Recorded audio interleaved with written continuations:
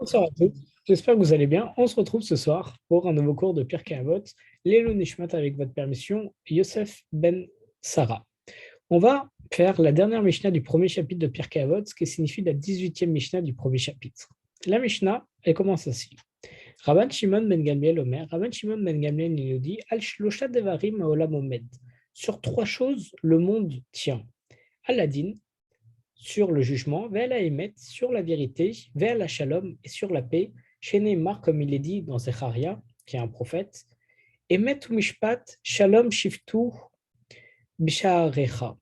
La vérité, la justice et la paix, implantez-les dans vos portes. Alors on va voir, comme à l'accoutumée, en décomposant la Mishnah de Pirkei Avot, qu'est-ce que ça signifie.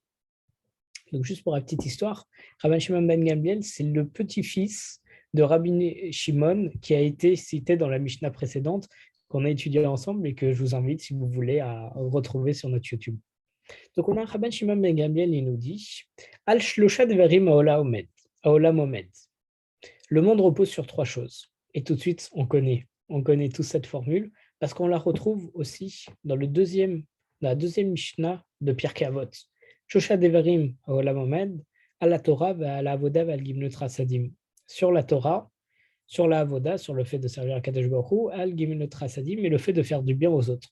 Et là, selon Rabban Shimon Ben Gamliel, il dit que selon lui, le monde repose sur trois autres choses. Ce sont lesquelles Aladin, Vala Emet, Vala Shalom. Sur le jugement, sur la vérité et sur la paix. Alors, on va voir pourquoi est-ce que ces trois piliers sont fondamentaux et, mamash, pourquoi ces trois-là. Alors, on a d'abord le din, la justice. En quoi la justice, vraiment, c'est quelque chose sur lequel le monde, sans lequel ne pourrait pas reposer. Parce que la justice, c'est ça qui va ramener tout ce qui est équitable et qui va ramener justement tout l'équilibre dans le monde. Et sans justice, le monde ne peut pas résider. Pourquoi? On voit un exemple très simple. Il y a, vous connaissez tous Sodome et Gomorre. Sodome et Gomorre sont deux villes où malheureusement il y avait énormément de Réchaïm dedans, à tel point qu'Akadosh Baruch Hu est intervenu et a détruit totalement la population de Sodome et Gomorre. On voit que, on le sait, on l'apprend des textes, Sodome et Gomorre, ils trichaient, ils avaient de fausses mesures de poids pour le commerce, ils mentaient, etc. Et donc on voit par ça que à partir du moment où il y a des injustices et que les hommes profitent de ces injustices, alors Akadosh Baruch Hu, il intervient lui-même jusqu'au point où il peut détruire totalement la ville s'il n'y a pas une once de justice qui pourrait les récupérer. Donc on voit que sans justice, le monde ne pourrait pas tenir. Pourquoi? Parce que des personnes se feraient toujours défavorisées, on perd totalement l'équilibre. Si on perd l'équilibre, on perd l'harmonie. Et Chazé Shalom, ça peut être très grave et ça peut aller très loin. D'ailleurs, on dit que à chaque instant, c'est ce que chacun doit se dire avant de faire une action, on dit que le monde est sur un équilibre parfait, ce qui signifie qu'il y a autant de mitzvot que d'averot dans le monde. Et maintenant, quand je vais faire une mitzvah ou une avera, en tout cas une action, alors c'est la toute petite chose qui va faire pencher la balance. Si j'ai 100 kilos d'un côté et 100 kilos de l'autre, la balance est totalement équilibrée. Mais si je rajoute même 1 gramme d'un côté, alors la balance va pencher de ce côté. Donc, chas shalom, de mettre quelque chose du côté des avérotes, en sachant que le monde est pile poil sur l'équilibre. Imaginez, le monde en équilibre. Là, je passe devant une boulangerie où l'odeur me rentre dans les narines et me donne envie, et je suis à deux doigts de fauter, chas shalom.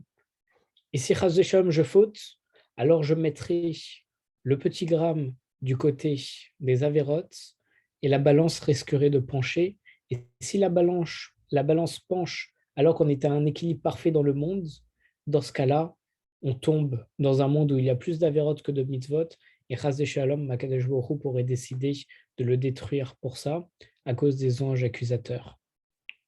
C'est pour ça qu'à chaque fois qu'on fait une action, avant, il faut réfléchir et se dire, on ne sait pas. Et très certainement que c'est le cas. À chaque fois, la balance est pile poil à son équilibre. Que ce soit notre balance personnelle, ou bien même la balance du monde entier. Se dire que tout le monde ne repose que sur soi. D'ailleurs, on a l'habitude de dire, on trouve ça dans la Gemara, on dit que il y a un Rav qui a demandé à un autre Rav, si tu devais avoir un papier sur toi avec une phrase que tu dois toujours garder sur toi pour t'en souvenir, qu'est-ce que ça serait? Il dit, ça serait la phrase qui me rappelle que le monde entier n'a été créé que pour moi. C'est un verset qui dit, le monde entier n'a été créé que pour toi. Il dit, oh, extraordinaire. Il dit, oui, mais cette phrase, je dois toujours l'accompagner d'une autre. C'est quoi l'autre phrase? C'est, tu n'es que poussière, tu viens de poussière et tu retourneras à la poussière. Excusez-moi. Et tu retourneras à la poussière. Oui, mais elles sont un petit peu contradictoires, les deux phrases. Il dit non, parce qu'on doit se rappeler que tout le monde entier a été créé que pour moi et ne dépend que de moi. D'ailleurs, le Rabbi Lovavitch, il avait usage de dire que le jour où quelqu'un est né, c'est le jour où Akadosh Baruch Hu, il a décidé que le monde ne pouvait plus continuer de tourner sans cette personne. Donc on voit vraiment l'importance de chacun, l'importance de chacune de nos actions. C'est pour ça qu'il voulait garder toujours cette phrase avec lui, pour se rappeler que tout le monde peut dépendre d'une action ou d'une parole qu'il va faire à un moment T. Mais aussi, à côté, il garde une deuxième feuille où il y a marqué « Tu n'es que poussière, tu viens de la poussière et tu y retourneras » pour abaisser Chazé Shalom la Gava, pour se rappeler que non, je ne suis rien du tout. Même si tout le monde dépend de moi, je suis rien du tout parce que je viens de poussière, je dépends d'Akadosh Baruch Hu et je retournerai à la poussière. Et de là, on voit l'importance de l'équilibre, l'importance de la justice, parce que si Shalom, ça tourne vers un côté ou un autre, enfin, surtout si ça tourne vers le mauvais côté, Shalom, alors ça peut être très grave.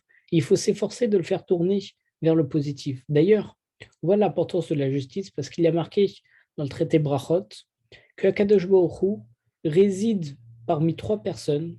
Et c'est qui ces trois personnes? C'est lorsqu'il y a trois juges qui se réunissent ensemble pour donner un verdict. Donc on voit qu'Akadosh Baruch Hu, il intervient.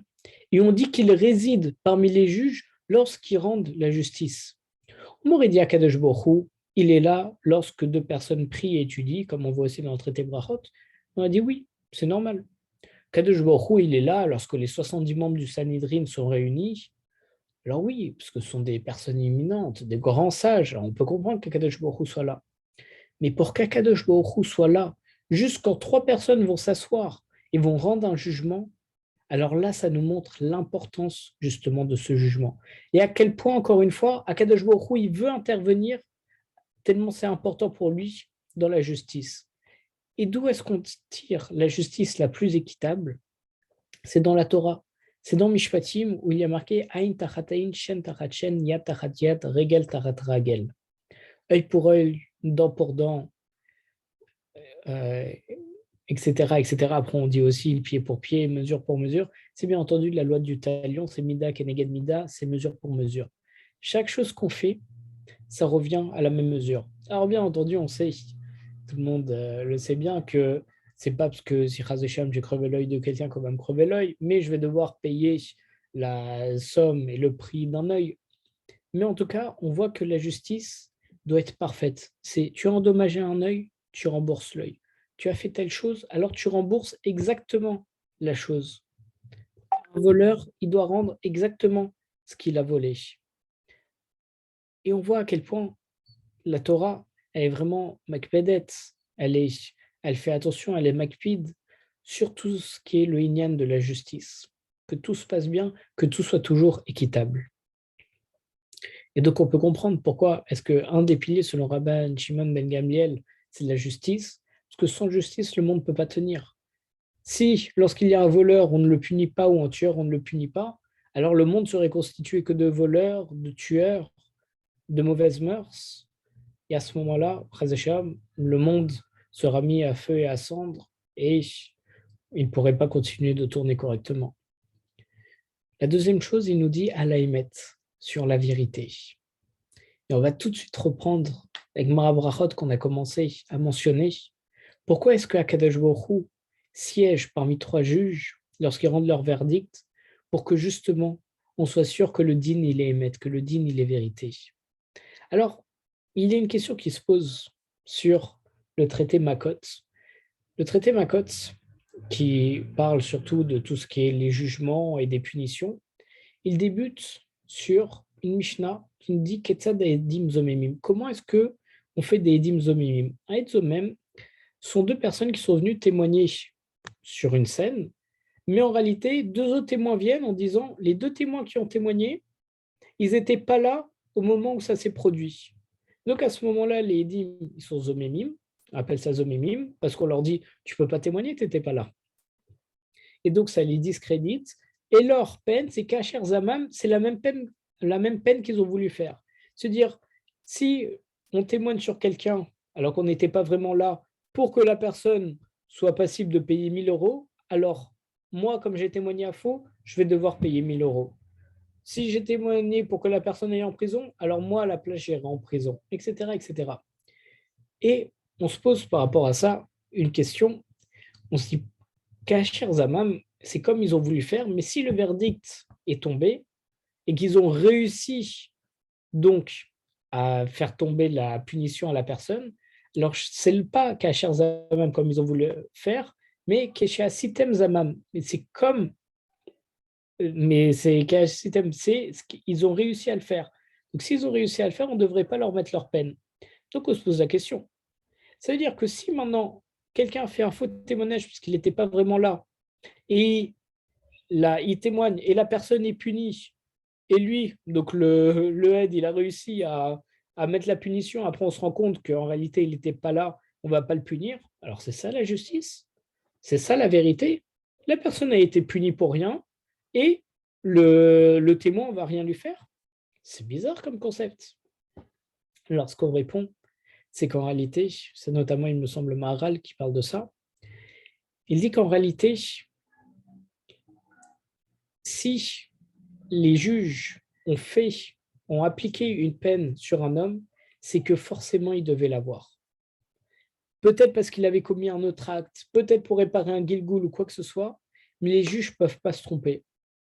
Ce qu'on aurait pu dire, les juges se sont trompés, ils ne se sont pas rendus compte que le témoin, c'était un faux témoin, et donc ils ont fait une peine à quelqu'un d'innocent. Et là, on dit non. Si Akadosh Baruch Hu, étant donné qu'il réside avec les juges, il a décidé que ce jugement, que cette peine et cette punition allaient aller à cet homme-là, alors c'est que Akadosh Baruch Hu veut réparer une autre faute qu'il a faite, même si ce n'est pas dans ce jugement, même si c'était parce qu'il avait fait autre chose à un autre moment, ou bien même dans un Gilgul, dans une réincarnation, mais au moins, Akadosh Baruch Hu, il a voulu le punir, et donc si ça a été décidé par les juges, c'est que forcément, c'est la justice et c'est la vérité. Donc même s'il a fait quelque chose pour lequel il n'est pas jugé, Kadosh Baruch Hu, il s'en charge.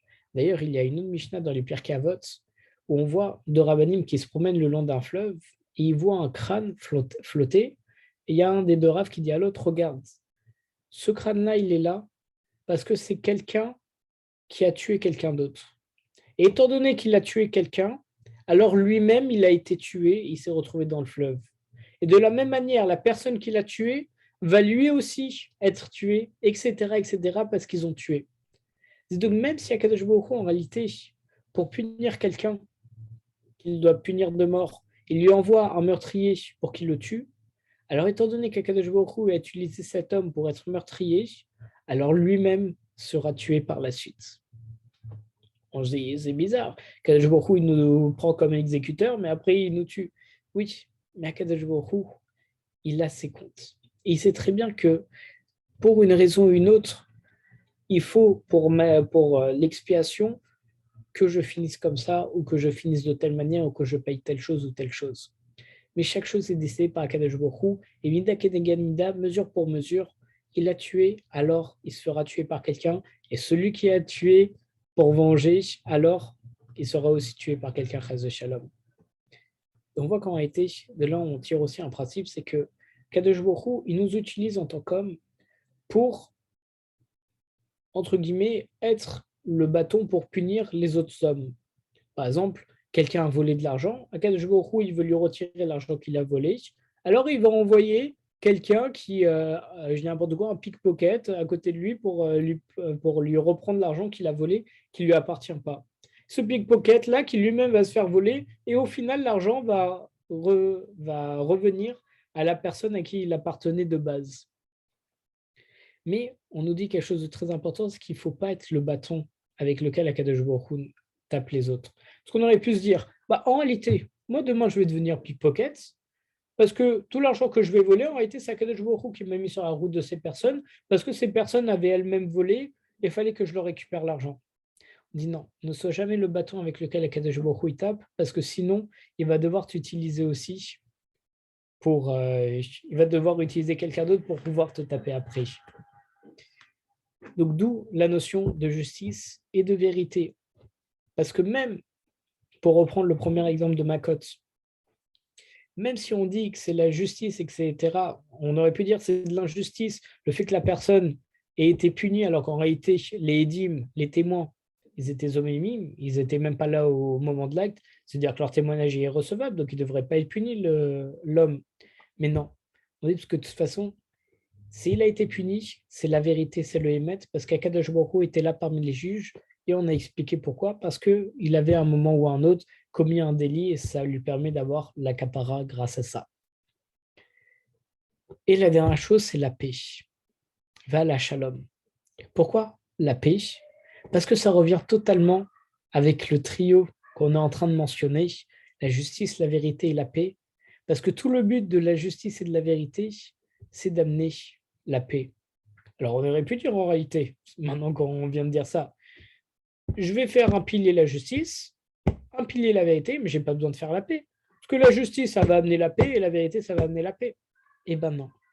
Parce qu'on sait qu'en réalité, et c'est là la beauté de ce Pirkei Avot, c'est que le dernier point, la paix, il peut en réalité nuancer les deux premiers points.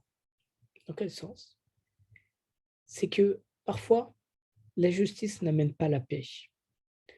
Lorsque des personnes, prenons le cas de quelqu'un qui s'est fait tuer, la personne, la famille veut absolument la justice. Mais est-ce que véritablement, une fois qu'ils auront eu la justice, ils seront en paix? Pas forcément. Parce que ce n'est pas lorsqu'ils auront assouvi leur soif de vengeance et que l'homme, le meurtrier, aurait été puni, que pour autant, ils ressortiront de la paix intérieure. Pareil pour la vérité. La vérité, parfois, il vaut mieux ne pas dire la vérité pour le shalom bayit. D'ailleurs, c'est une des choses pour laquelle on a le droit de mentir, c'est pour le shalom bayit, pour la paix à la maison. Donc on voit que en réalité, par le principe de la paix, on pourrait déroger un petit peu, juste nuancer, pas de trop grosses choses, mais le principe de vérité et de justice. Et c'est pour ça que ce principe, celui de la paix, est un véritable pilier pour que le monde tienne, comme nous dit Rabban Shimon ben Gamliel. Et d'ailleurs, il tire ça d'un passouk de Zecharia, comme on l'a dit, qui est un prophète, qui nous dit Emet mishpat shalom shitfu b'sha'arechem. La vérité, la justice et la paix, implantez-les dans vos portes. D'ailleurs, c'est beau, parce qu'on dit dans vos portes. D'habitude, on dit devant vos portes, ou bien chez vous. Là, on dit dans vos portes. C'est-à-dire que dès le début même de l'infrastructure de la maison par laquelle on rentre, alors il faut que ces trois choses soient déjà présentes, la vérité, la justice et la paix. On dit aussi la maison, c'est comme notre cœur, c'est comme le sanctuaire à l'intérieur de l'homme. Et bien entendu, donc la porte, ça veut dire dès le début, même en tant que paroi à notre cœur, on doit avoir ça.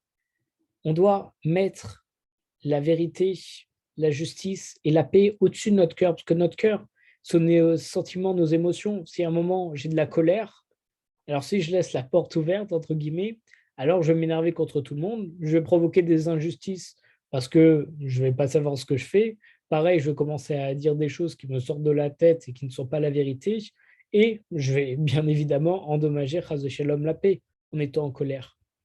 Et d'où le mettez-les dans vos portes. Ça veut dire les portes, c'est ce qui protège la maison, c'est ce qui permet d'entrer et sortir.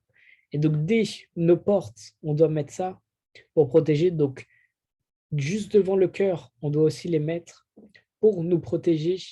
Et avant de réagir avec nos émotions, il faut penser à est-ce que ce que je ressens, ce que je vais faire, est-ce que ça va amener de la paix, de la justice et de la vérité, ou au contraire l'inverse, Chas Shalom.